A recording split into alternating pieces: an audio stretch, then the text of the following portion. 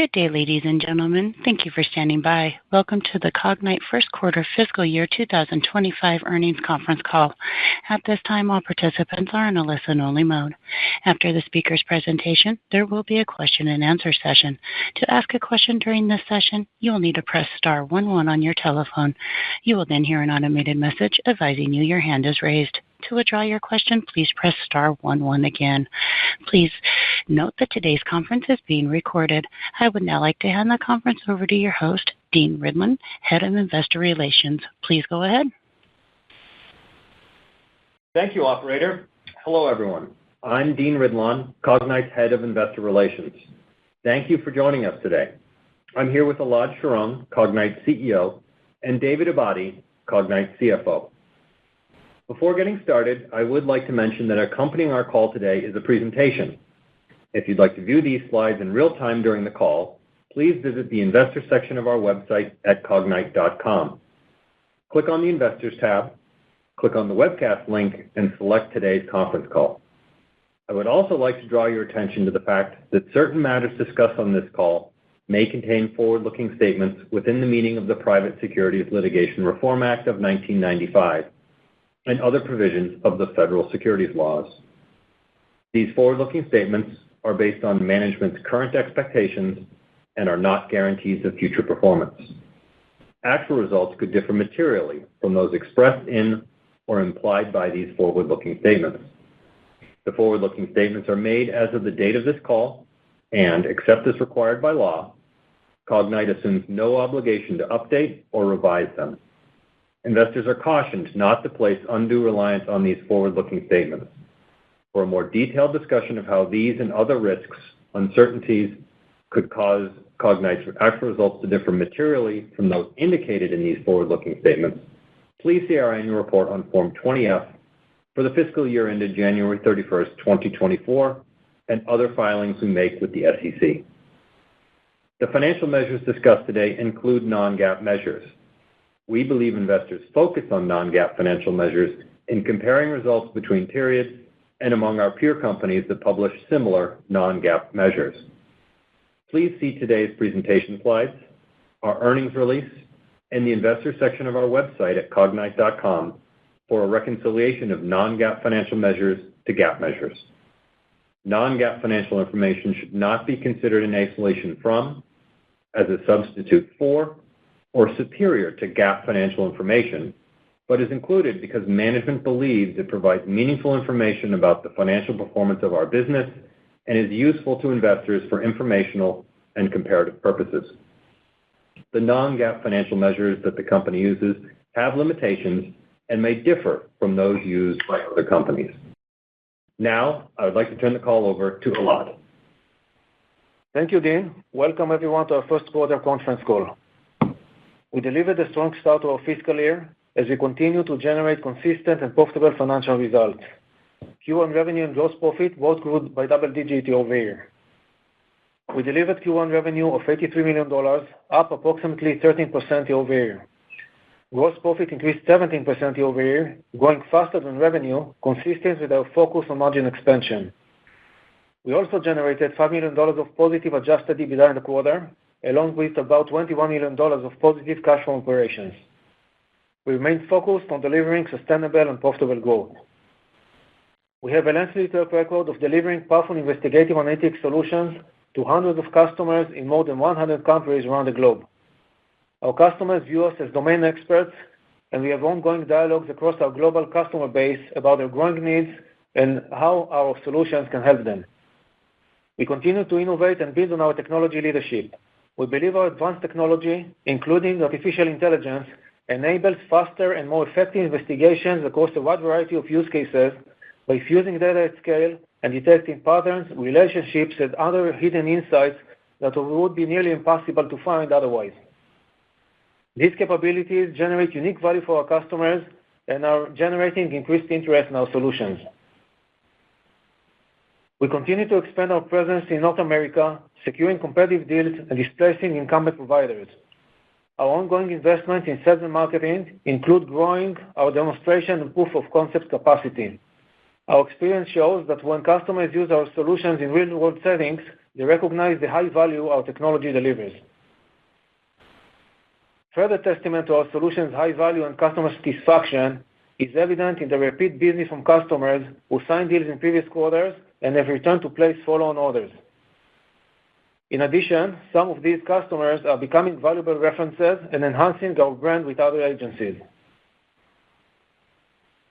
I'll now talk about other significant wins we had during the quarter. We won several noteworthy deals during the quarter, including 3 follow-on orders from existing national security and national intelligence customers. While none of these wins were related, and each obviously had its own unique characteristics, all were $5 million or more in value and were driven by customers who wanted more capacity and functionality to improve outcomes. These wins continue to demonstrate our strong position with our customers and our ability to drive significant repeat business. Our investigative analytics solutions are sold to national security, national intelligence, law enforcement, and other organizations to enable them to perform more effective investigations. We believe our customers view Cognyte as a strategic, trusted partner, providing innovative solutions that help them improve the speed, accuracy, and success rate of their investigations and make timely and high-quality decisions. The long-term relationships we have with our customers gives us insights into the challenges they are facing, which helps us optimize our technology roadmap. We regularly meet with our customers at their or our facilities, industry conferences, and other events to maintain close relationships. Recently, we participated in a key industry conference in Europe where we engaged with many customers and prospects to discuss with them current and future needs and demonstrated our new capabilities. Customers continue to appreciate our market-leading position and innovative technology. We find frequent touch points with customers highly valuable and contribute to our growth.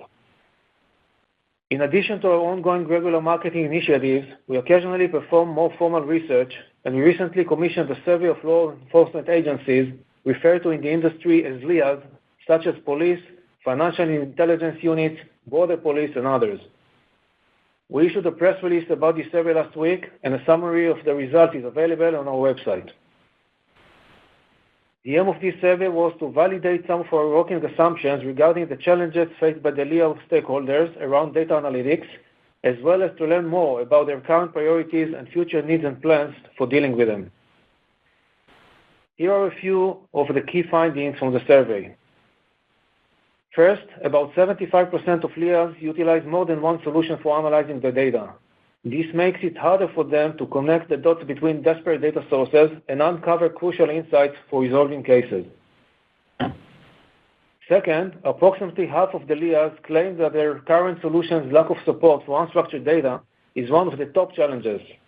This is a significant issue given that many of the data sources LEAs need to analyze are unstructured and include, among others, images, text, and video.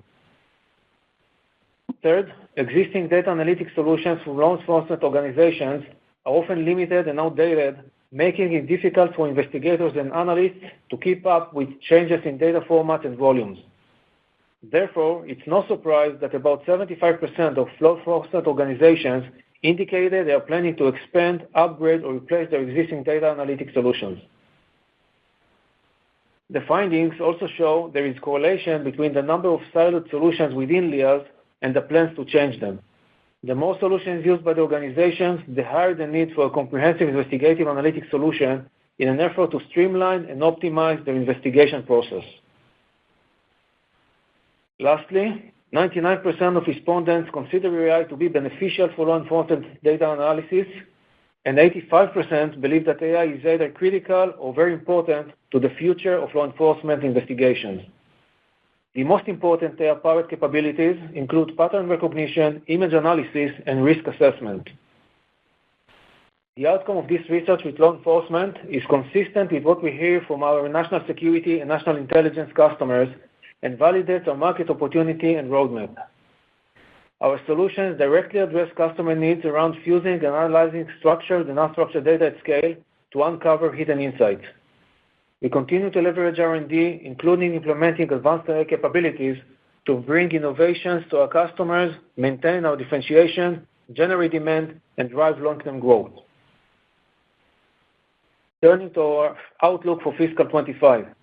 Given our momentum and good visibility, we are now expecting revenue to be approximately $344 million, plus or minus 2%, representing about 10% year-over-year growth at the midpoint. Given the leverage in our financial model, we increased our adjusted EBITDA guidance, and we now expect it to be about $22 million at the midpoint of the revenue range, more than double what we generated in fiscal 24. David will provide more detailed guidance during his remarks. To summarize, we started very strong, continue to deliver consistent financial performance, and demonstrate the leverage we have in our model. Our visibility is stronger, and the market is healthy. Our customers continue to face significant, growing, and evolving challenges and look to us for solutions that help them accelerate investigations, make decisions faster, and mitigate a wide variety of threats. We believe Cognyte is well established as a market leader, domain expert, and trusted partner. Our customers frequently tell us that our solutions significantly improve the results, enabling them to effectively perform their missions and make the world safer. Our long-term customer relationships continue to be a significant asset for us as they help drive repeat business. Given our momentum and good visibility, we increased our outlook for the year. We believe Cognyte is positioned for sustainable growth and continuing improvement in profitability. Now let me turn the call over to David to provide more details about our Q1 results and updated fiscal 25 outlook. David? Thank you, Elad, and hello, everyone. Our momentum has continued, and our first quarter financial result came ahead of our expectations, reflecting solid execution. Our balance sheet remains strong, with $107 million of cash, up $24 million from year-end, and no debt. The increase in our cash balance was primarily due to $21.5 million of cash flow from operation we generated during the quarter. We've continued to execute and drive revenue growth. Q1 revenue was $82.7 million, an increase of approximately 13% year-over-year. The vast majority of the revenue growth was driven by a $9.2 million increase in software revenue. Recurring revenue is a contributor to visibility and long-term growth, and represents mainly support contract revenue and some subscription offerings. We continue to grow our recurring revenue quarter over quarter, and in Q1, we generated $45.8 million, or 55% of total revenue. We expect to continue to deliver long-term growth in recurring revenue. That said, support contract revenue may fluctuate between quarters due to some customer descoping support on their older solution, so they can free up budget to invest in upgrades and respond to evolving needs and technology changes. We delivered revenue growth and were able to drive gross profit growth even faster. Gross margin for the quarter was 71.1%. Our gross profit for the quarter was $58.8 million, an increase of $8.6 million, or 17% year-over-year. The margin expansion and the resulting cash generation demonstrate the leverage we have built into our business model. This leverage is largely driven by higher software revenue and the improved cost structure of our professional services organization. Our strong gross margin reflects the value our customers recognize in our innovative technology and our competitive differentiation. The leverage we have in our model helps us generate meaningful improvement in profitability year-over-year. Let me now share with you how we performed against each of our major KPIs. RPO, or remaining performance obligations, represent contracted revenue that is expected to be recognized as revenue in future periods. As a reminder, a few factors primarily impact RPO in a given period: sales cycle, deployment cycles, length of contracts, renewal timing, and seasonality. Total RPO was $566.3 million at the end of Q1. The decrease from last quarter is related to the reason I just discussed. Short-term RPO at the end of Q1 increased to $312.4 million, providing solid visibility into revenue over the next 12 months. We believe these levels of RPO are healthy and support our growth. Turning to revenue. Q1 revenue grew by 12.7% year-over-year and was $82.7 million. Our software revenue in Q1 grew by 13.9% year-over-year and was $75.8 million. Our recurring revenue was $45.8 million. The vast majority of our revenue was from repeat business in Q1, similar to previous periods, a testament to the high value our customers generate from our solutions and their high confidence level in us for helping them succeed in their critical missions. Gross margin continued to improve and in Q1 was 71.1%, an increase of 270 basis points year-over-year. Our gross profit continues to grow meaningfully faster than revenue. Q1 gross profit was up 70% year-over-year. The combination of revenue growth, better margins, and effective cost structure drove improved profitability. During Q1, we delivered $5 million of adjusted EBITDA and non-GAAP operating income of $1.8 million. Q1, like in recent quarters, was another quarter in which we demonstrated the leverage we have in our model and our financial strengths. We have been focused on executing our goal to improve our financials and continue to drive margin expansion. Turning to guidance, given Q1 dynamics, our momentum, and visibility, we are sharing an increased outlook for the year. For fiscal 25, we now expect full-year revenue to be approximately $344 million, plus or minus 2%, $4 million higher than our previous expectations. This outlook represents approximately 10% year-over-year growth at the midpoint of the revenue range. We believe that our strong short-term RPO of $312.4 million and the demand environment support this outlook. We also believe that the seasonality of revenue will be similar to historical patterns. We expect Q2 revenue to be slightly above the Q1 level and increase sequentially each quarter throughout the year. Because of the leverage we have in our model, we increased our adjusted EBITDA guidance by approximately $3 million from the outlook provided during our last earnings call, and we now expect it to be about $22 million at the midpoint of the revenue range, compared to $9 million last year. In recent reporting period, our non-GAAP tax expenses significantly fluctuated between quarters, which impacted our non-GAAP EPS results. In Q1, we adopted a more common methodology that uses GAAP expected effective tax rate and applied it to the non-GAAP results. This methodology will increase the correlation on a quarterly basis between non-GAAP pre-tax income and non-GAAP income. We continue to expect cash tax payment to be about $10 million and expect annual non-GAAP tax expenses to be also about $10 million. Full disclosure note, including the impact to the comparative period, is provided in our press release issued today. As a result of our increased outlook, we now expect annual non-GAAP EPS loss to come in at 7 cents at the midpoint of the revenue range. As a result of our strong collection in Q1 and improved outlook, we are increasing our forecast for this year, and we now expect to generate about $37 million of cash from operations.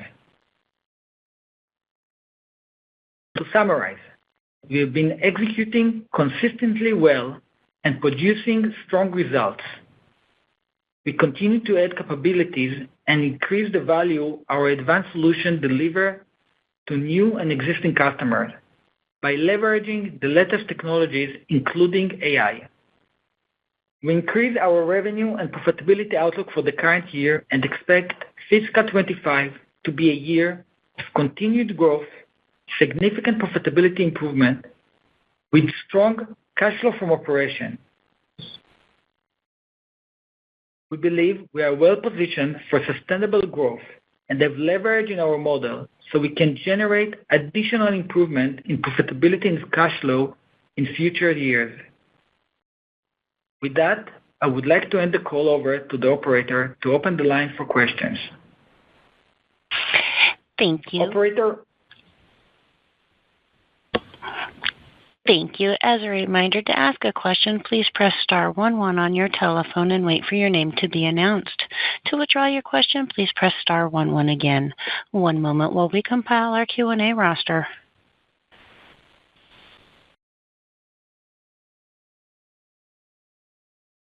And our first question is going to come from the line of Mike Cikos with Needham. Your line is open. Please go ahead. Great. Thanks for taking the question, guys, and great quarter here as far as the execution. I wanted to come back to some of the prepared remarks, and I think, David, it might have been you who was talking about the recurring revenue contribution. Really appreciate the 55% of total revenue statistic, which I think is new for investors. Can you just help give us a better sense as far as the sources for the recurring revenues? And then I know that we have the 55% of total revenue today. Can you help us think about how that 55% was maybe a year ago or a quarter ago, just so we have something to compare it to for maybe a bit more of an apples-to-apples comparison? Yes, thank you, Mike. Recurring revenue is an important contributor for our growth, and in the main pillars that generate this revenue are support contract and some offering of subscription. And the majority, I would say even the vast majority of this revenue is coming from support contracts, which our customer renew on a regular basis. If you look about the numbers, actually we shared it on the dashboard that we presented, and the number were increasing from, if I recall correctly, from $42 million in Q1 last year to $45.8 million this quarter. So you have the trend quarter over quarter, and with sequential growth, and in the long term, we think that it will continue to grow. It provides us good visibility, and it's another indication of the repeat business from existing customers. Got it. Thank you for that. And I wanted to just highlight two other pieces here. So first, the CRPO remains strong for the organization, right? And I think that's, if I'm reading the tea leaves here, that's probably what gives you the confidence to be taking up the full year guidance. I guess the question that I have is more around the RPO and the sequential decline we saw. So first, the sequential decline, can you remind us, is that more of a based on seasonality for the business? And then the second piece on RPO, so first, is it tied to seasonality? And then second, with RPO, are you seeing customers maybe increasingly shift towards shorter-term contract durations? Did that in any way come into play when we think about that RPO metric? Yeah, hi, Mike. This is Elad. So as David mentioned in the call, the RPO is a proxy for backlog, and the factors that impact RPO are primarily sales cycle, deployment cycle, length of contracts, renewal timing, and seasonality. And RPO may fluctuate due to those reasons, and you've seen similar behavior in the past of RPO going up and down. In Q1, it was mainly related to 3 out of the 5 factors. It was related to renewal timing, sales cycle, and seasonality. And yet, both of RPOs, the short and the total RPO, are very strong. And in addition, given what we hear from customers on the evolving challenges, the demand is very solid, the market is healthy, and RPO may be fluctuated from quarter to quarter, but the overall market conditions are very healthy, and we believe we can continue and grow the business in a healthy manner. That's great. Really appreciate the color from both of you today. Thank you. I'll turn it over to my colleagues. Thanks, Mike. Thank you. And one moment as we move on to our next question.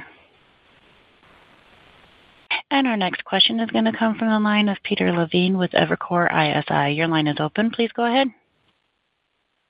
Great. Thank you guys for taking my question. Elad, you made a comment earlier on in your script around investments in North America. Maybe just help us understand who are you replacing? What is the go-to-market? Is it any different in North America than it would be in other markets that you compete in? Just kind of give us an understanding of the investments you're making today in North America, the replacements, and or if the sales cycle buying process is any different. Yeah, sure, Peter. So we continue to invest in that to extend presence in North America. The incremental investments this year are primarily related to the sales side, which means sales force, capacity for demos and POCs, and marketing. We see a lot of interest in our products. We continue to win competitive deals. We are placing incumbents, customers that already use our solutions operationally are generating high value, and we were able, first of all, to get very good feedback. Second, some customers became a very good reference for us, and also we got already follow-on orders. This quarter, in Q1, actually, we got a new 7 deals from North America. 2 of them were new customers. The others were follow-on orders. So overall, we continue and making good progress. In terms of the go-to-market, yeah, it's a little bit different. In North America, we are focusing on 2 different markets, state and local and federal. For the state and local, we approach directly with our own sales force. For the federal side, we approach with an established partner. The deals we won so far, and we started first, was with state and local. Later on, we initiated the go-to-market for the federal. For the federal, we expect it to take a little bit longer. In terms of sales cycle, given that we are a newcomer into this market, and almost in each and every deal we have to replace incumbents, we have a longer sales cycle compared to other territories when we have follow-on orders. It may take about 4 to 5 quarters to acquire a new customer, and follow-on orders came so far after 2 to 3 quarters. So when we acquire a new customer, actually the follow-on orders come much faster. It's a journey, and we continue to make progress. I don't know if you could, maybe it's a 2-part question, can you share with us what your net retention rates look like? And then second, on the investigative analytics side, in terms of AI, help us understand, how are you monetizing AI? Is it an upsell? Is it a retention tool? Just kind of walk us through with the new AI innovations that you're coming out with, how you're pricing that. And then second, if you could share with us net retention rates. So about net retention, this KPI is more relevant for subscription model and SaaS companies. We sell our solutions primarily in perpetual license and support contracts. In terms of AI is incremental demand factor for our customers.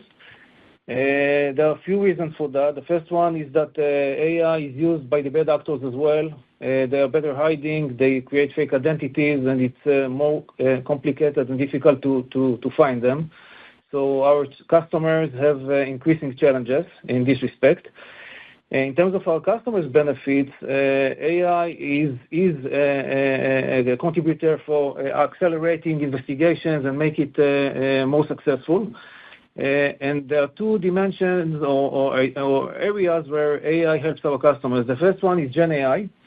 Gen AI helps customers to utilize the system in a more efficient way. They don't have to rely on technical experts and data scientists. Actually, every user can ask simple question in natural language and get much faster and high-quality answers. So the benefit here is efficiency and quality. And the second area where AI can help is with stronger analytics engines. For example, if customers have to uncover hidden insights or hidden relations, AI makes it much faster and actually can uncover more hidden insights and actually increase the value of the customers. So AI is an incremental demand generator, and I expect it to continue and be that way along the way. Great. Thank you guys for taking my question. Thank you. Thank you. And again, ladies and gentlemen, if you would like to ask a question at this time, please press star 11 on your telephone. One moment as we move on to our next question. And our next question comes from the line of Shaul Eyal with TD Cowen. Your line is open. Please go ahead. Thank you. Hi, good afternoon, guys. Congrats on execution and improved results. Elad, we have seen the majority of at least companies under coverage, those that are slightly more cybersecurity focused, really reporting healthy government and federal related vertical results. And I'm considering that to your improved results. Seems as if we're seeing a little bit of the spending coming ahead of the seasonally strong September federal quarter. So just maybe help us understand how is it that you're seeing the market, and what has been driving what seems to be an across-the-board healthy federal spending thus far? Yeah, thanks, Shaul. So first of all, I will start and say that our engagement with our customers is very high, and we get insights into their evolving needs on an ongoing basis. About the demand drivers, there are a few of them. The first one is that investigations become more difficult and more complex for our customers, as the bad guys are also using technology, better hiding, creating fake identities, hiding their relationships and networks, and hiding their ideas and plans. So this becomes more difficult to put your hand on them and to neutralize threats before they unfold. This is one. Second, in order for customers to be very effective, they have to deal with more data, volumes, and diversity. So actually, they have to analyze more and more data. And this requires, first of all, strong fusion capabilities, and the second is more analysis and AI capabilities in order for them to convert it into insights quickly. And this continues and grows dramatically. And the next driver is related to technology disruption. Technology disruption goes both ways. If you have it, you're winning. If you don't have it, you might lose. And technology disruption, one example is AI. As I mentioned earlier, AI helps with efficiency with Gen AI and also with sophisticated machine learning engines. So those demand drivers were reflected in many engagements we had with our customers. One example is in ISS, the conference in Europe that I discussed earlier in the call. We had customers talking about exactly those demand drivers, and we also actually demonstrated our Copilot capability, AI-driven, Gen AI capability in Copilot. We also heard it in the LEA survey results. I also mentioned it earlier in the call. And we hear it also from other customers, not only law enforcement. We hear it from national security and national intelligence customers that we have that we are engaging and having them as our customers for many years. So overall, we feel the same, that the market is healthy, demand drivers are solid, and the need for technology is going to continue and grow over time. We continue to make investments, of course, to keep pace and to maintain leadership and to expand presence in certain territories, including the U.S. And we feel good about the growth opportunity ahead of us. Thank you very much. Thank you. Thank you. And I'm showing no further questions, and I'd like to hand the conference back over to Dean Ridlon for any further remarks. Thank you, Michelle, and thank you everyone for joining us on today's call. Should you have any questions, please feel to reach out to me, and we look forward to speaking with you again next quarter. Thank you very much. This concludes today's conference call. Thank you for participating. You may now disconnect.